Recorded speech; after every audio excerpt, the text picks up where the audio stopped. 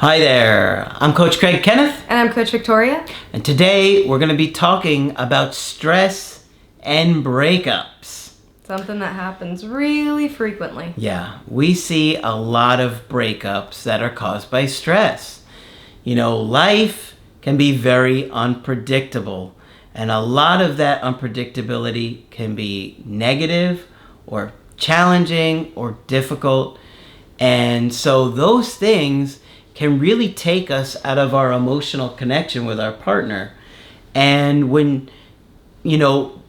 both of you or one of you is feeling stressed, it's hard to be present in that connection, right? And so it starts to wear on you. And then the connection struggles. You don't feel as close to somebody, or maybe you're upset and angry and taking it out on them. And so understanding how stress causes breakups can be really helpful in identifying what's going on and if there's a way to navigate it and fix it, right? So today we're going to talk about stress and different types of stressors that exist, and also a big origin of stress, which is family. And we're going to talk about Carter and McGoldrick's research. McGoldrick doesn't even sound like a real last name. I'm sorry. McGoldrick. McGoldrick. Oh, I'm Colin McGoldrick. So we're going to talk about these two researchers' work. They have studied families extensively and come up with a couple of theories themselves on family cycles. So if you are a research nerd and are interested in that, please look them up. I'm sure you're going to learn a lot. And they're pretty much staples in family systems. So yeah, and they're not going to be too happy when they make fun of my name, my last name. You think it's made up? Sorry to anybody named McGoldrick. McGoldrick. I apologize now. But the way that we learn how to manage stress and deal with stress really does stem from our family. And this is not really something that we think about often. But have you ever been angry or stressed out, and somebody in the family, or maybe even a friend, says to you, "You're acting just like your mother. You're acting just like your father." And of course that makes you escalate even more and pisses you off even more. But then you think back on it and you're like, oh my God, I act just like my mom once I'm stressed. I act just like my dad when I'm angry. Yeah. And so we really urge you during this video to think about your own life, think about what pertains to you, reflect back on your family, even on your parents' parents and your grandparents. How do they deal with stress from what you've seen? Yeah. So Carter and McGoldrick, with all respect. McGoldrick, am I a joke to you after all the research I've done? They've categorized stress in two different ways when talking about families. They talk about vertical stressors, which are passed down from generations, and these things can include attitudes, beliefs. It can also include myths. We all have that one myth about a great-great-grandfather who, saved the country or something like that. It could also include family secrets, things that you're not supposed to tell anybody. Not a friend, not a single soul, that nobody can know about these things that happen. It could also be legacies. It could also be losses. It could also be tragedies that happen in families that you later hear about from your parents or from extended family. It could also be triangles, so confusing situations that happen in your family lineage. Yeah. And I would also like to include to this list attachment styles, because we do learn how to connect, how to bond with people from our caregivers ultimately, and they from their caregivers. Yeah, I really think it's important to look at your family history and, try and figure out why people are the way they are. It doesn't excuse them, but it helps to know. Like, for example, my grandpa was in the war, and, I didn't know a lot about it, but I talked to my aunt last year, and she was mentioning that he had to, reach over to the side of the ship and check the bodies and see if people were alive or dead. And so, when he came home, he started drinking, and he just started drinking a lot. He never talked about it. He never even told my aunt or my dad or my uncle what happened to him in the war, but I guess my grandma told my aunt.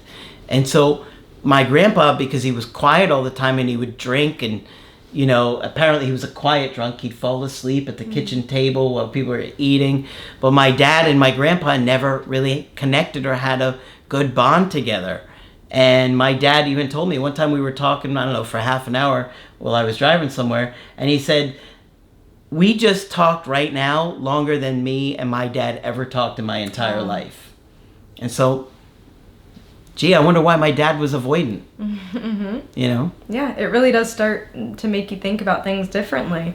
And I promise you we are going to tie in how this all relates to your breakup and relationships. People are like, huh?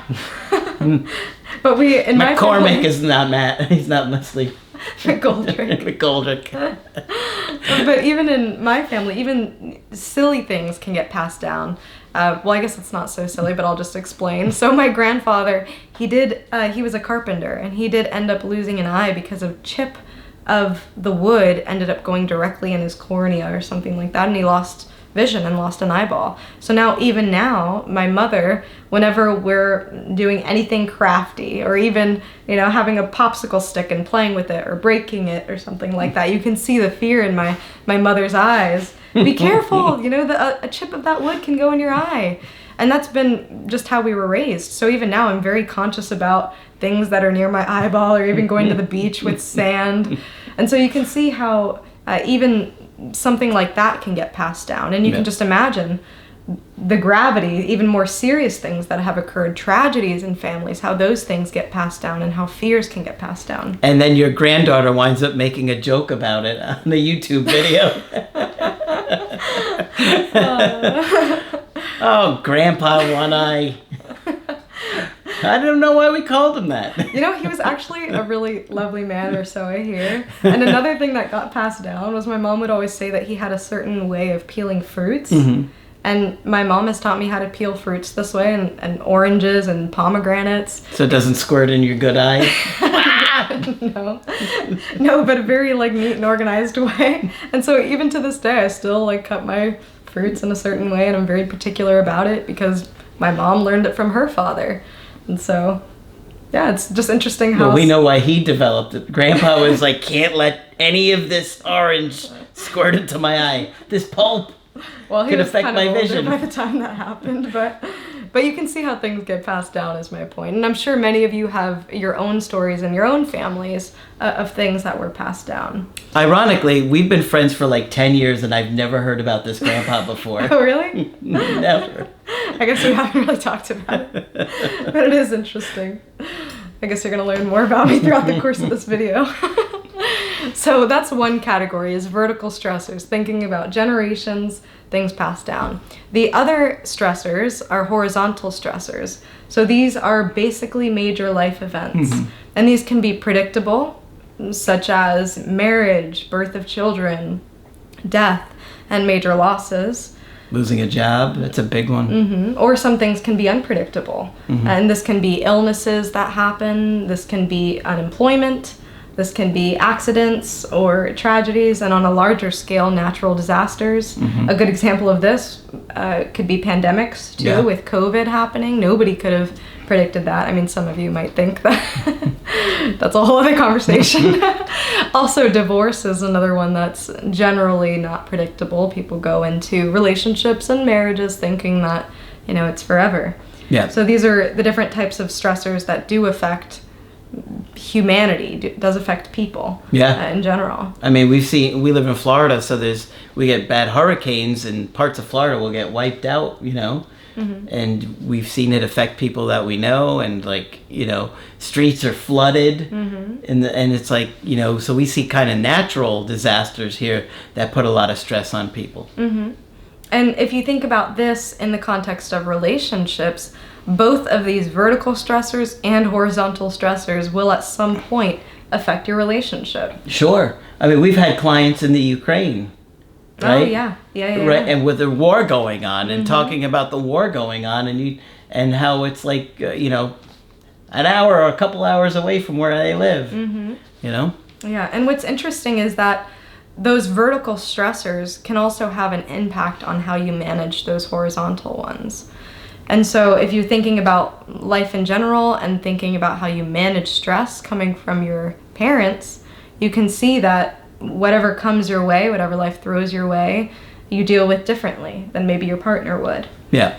And so what Carter and McGoldrick found was that dysfunction is highest when the vertical stressors intersect with the horizontal stressors.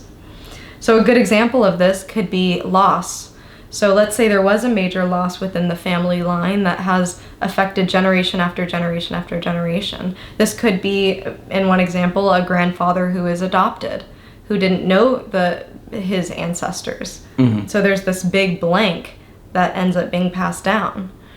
And then if you're thinking about horizontally, this could mean another loss being brought up. Let's say, in this case, a parent dies. Mm-hmm. Then how you deal with that coming from what you learned about loss, coming from your parents or people around you, etc., it can affect how you deal with it. The other thing I want to talk about here is that both these vertical stressors and horizontal stressors can be happening at the same time, and they often do in relationships. So this can create what's called the perfect storm. So have you ever felt like everything that could possibly go wrong is going wrong? Yes, I have. That tends to be when those vertical stressors and the horizontal stressors are simultaneously both turned on to the extreme. Yep. And then what happens? Your attachment issues are often triggered. Mm-hmm. And whatever attachment style you are tends to come out in your romantic relationship. So if you have more of an avoidant attachment style, you're probably going to shut down, isolate, want to be alone, distance yourself. You may be irritable and not want help from other people. You just want to kind of go into a shell, right? Whereas the anxious person, they're going to be wanting to connect. They're anxious, they're worried, they're panicking. And they want somebody to calm them down and reassure them, make them feel like everything's going to be okay. They might want to be around you all the time. And you may get frustrated because you're like, oh, God, this is so much. This is overwhelming. But they are obsessively thinking about things because that makes them feel in control of the situation. Like, if I think about it enough, I know what's going to happen. I can prepare myself.